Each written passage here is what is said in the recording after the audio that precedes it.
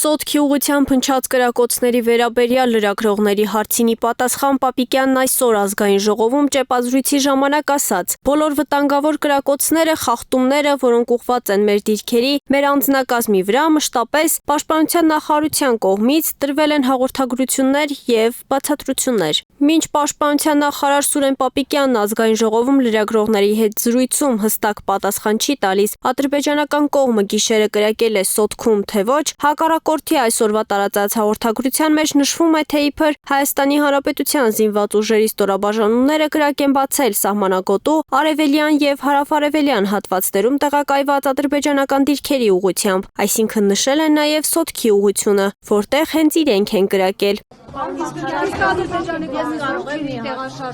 Ոչ, չկա։ Ես չեմ կարող գնահատական տալ, թե ինչու է տարածվել նման տեղեկատվություն, մենք մի վարքյան։